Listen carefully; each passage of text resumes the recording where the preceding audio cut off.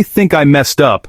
I underestimated how far China would reach into Ethiopia's power grid. It's a story that starts not with a single project, but with a nation at a crossroads. Ethiopia, the second most populous country in Africa, is fueled by grand ambitions of becoming a middle-income country and a manufacturing powerhouse. But to power this dream, it needs exactly that: power, and lots of it. For decades, Ethiopia has bet heavily on its immense hydropower potential, with water accounting for over 90% of its electricity generation.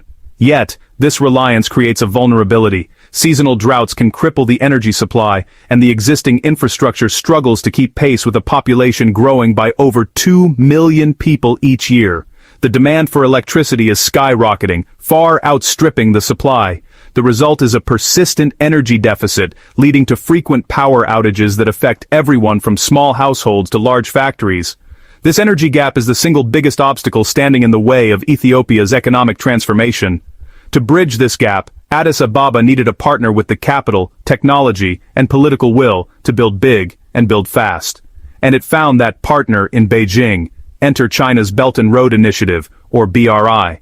More than just a slogan, the BRI is a colossal global infrastructure strategy. For Ethiopia, it became the primary vehicle for a massive influx of Chinese capital and expertise into its energy sector. This isn't just about one or two projects, it's a comprehensive, top-to-bottom engagement. The key players are China's powerful state-owned enterprises, or SOEs. Companies like the State Grid Corporation of China, China Electric Power Equipment and Technology, and PolyGCL Petroleum Group have become household names in Ethiopia's development story.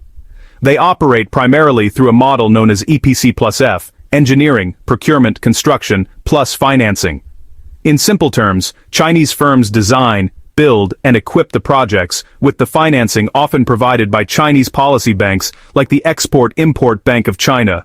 This turnkey solution is incredibly attractive for a country like Ethiopia, as it streamlines the complex process of launching mega-projects, but it also weaves the two economies together in a complex web of financial and operational ties, the full implications of which are only now becoming clear.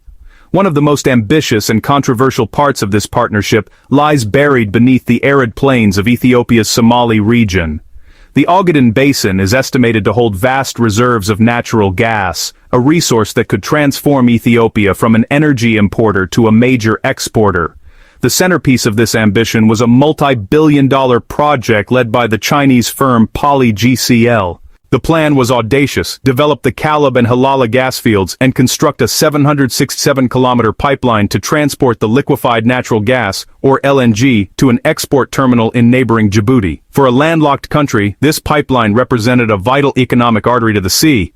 However, the project has been plagued by challenges. Security concerns in a historically volatile region, coupled with financing hurdles and shifting global energy prices, have led to significant delays. While initial production has reportedly begun, the grand vision of a major LNG export hub remains stalled, a powerful symbol of both the immense potential and the profound risks of these megadeals. While the gas project faces headwinds, China's impact on Ethiopia's electricity generation is undeniable and multifaceted. Beyond the headlines of the self-funded Grand Ethiopian Renaissance Dam, or GERD, Chinese companies have been instrumental in building out the rest of the country's power portfolio. They haven't just focused on one area, they've diversified their investments across the board. In hydropower, they've constructed projects like the Tekezi Dam. But recognizing Ethiopia's over-reliance on water, they've also become the dominant force in its renewable energy push. Take the Adama wind farm, one of the largest in sub-Saharan Africa, built with Chinese technology and financing. Or the growing number of solar projects where Chinese firms are leveraging their global dominance in solar panel manufacturing to help Ethiopia tap into its abundant sunshine. This strategy does more than just add megawatts to the grid. It helps build a more resilient and balanced energy system, less susceptible to the whims of a single source. It's a quiet but systematic integration into the very heart of Ethiopia's power supply. Generating power is only half the battle. If you can't get that electricity to where it's needed, it's worthless. This is where China's involvement becomes truly foundational. For years, Ethiopia's transmission and distribution network was outdated and inefficient, resulting in massive power losses. The State Grid Corporation of China, one of the world's largest utility companies, has been systematically overhauling this system. They've been contracted to build thousands of kilometers of high-voltage transmission lines, including the critical lines that will connect the grid to the national grid and enable power exports to neighboring countries like Kenya and Sudan. They are also upgrading substations and implementing modern grid management technology. The goal is to create a stable, reliable supergrid that not only reduces blackouts but also positions Ethiopia as a regional energy hub. By controlling these vital arteries of the power system, from the dams to the cities, China's influence extends far beyond simple construction. It's embedded in the daily operation and future expansion of the entire network. The economic implications of this partnership are enormous. We're talking about billions of dollars in investment, primarily through loans from Chinese state banks. These loans often come with favorable long-term repayment schedules, but they are still debts that must be paid.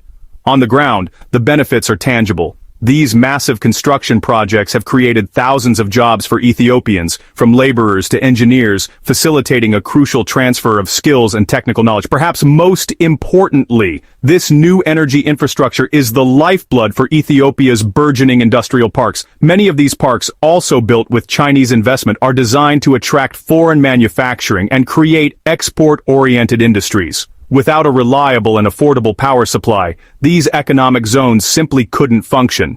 In this sense, China's energy investments are not isolated. They are a foundational pillar of Ethiopia's entire industrialization strategy, directly fueling the factories that are meant to drive its economic future. But this rapid, debt-fueled development comes with significant risks. Ethiopia is now one of China's biggest debtors in Africa, raising serious questions about debt sustainability. If the economic growth spurred by these projects doesn't materialize as planned, repaying these massive loans could become a heavy burden on the state.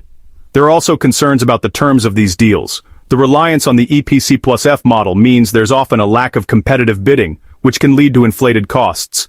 Environmental and social safeguards, while officially in place, have sometimes been criticized as inadequate, leading to community displacement and ecological damage. Furthermore, the concentration of control in the hands of a few Chinese SOEs creates a dependency that can be problematic. As seen with the Ogaden gas pipeline, when financing or security issues arise, projects can stall indefinitely, leaving Ethiopia with half-finished infrastructure and mounting interest payments. It's a high-stakes gamble, where the line between opportunity and over-reliance is perilously thin. This energy partnership doesn't exist in a vacuum. It's deeply intertwined with the shifting geopolitics of the Horn of Africa and the Red Sea, one of the world's most critical maritime choke points. China's economic investments in Ethiopia are complemented by its strategic military presence next door. In 2017, Beijing opened its first-ever overseas military base in Djibouti, just miles from a key U.S. military installation. This base secures China's access to the trade routes its economy depends on and gives it a strategic foothold in a volatile but vital region. For Ethiopia, this alignment with China provides a powerful political and economic ally, but it also places the country at the center of a growing strategic competition between Beijing and the West. While Western governments and institutions like the World Bank and IMF preach governance reforms and private sector-led growth, China offers a state-led, infrastructure-first alternative with fewer political strings attached.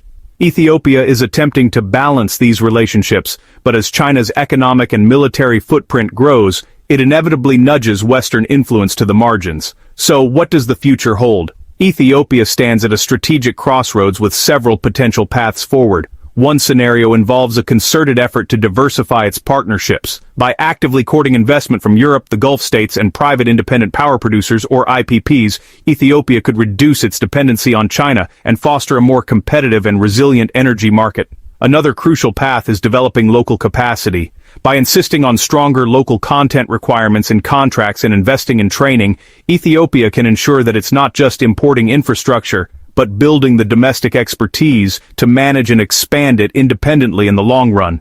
A third, and perhaps most promising scenario, is leveraging this new infrastructure to become a dominant player in the regional energy market.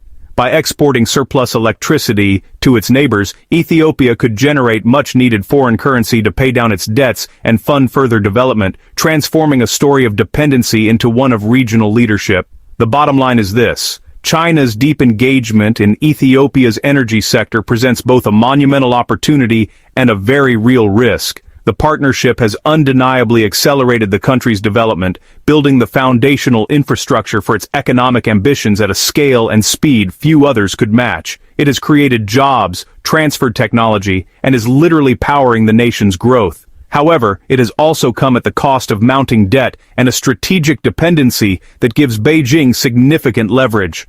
The path Ethiopia chooses to navigate this complex relationship will define its economic sovereignty and geopolitical alignment for decades to come. The question is no longer whether China has a footprint in Ethiopia's power grid. The question is, which side of this high-stakes bargain will Ethiopia ultimately end up on? The decision must be made, and soon.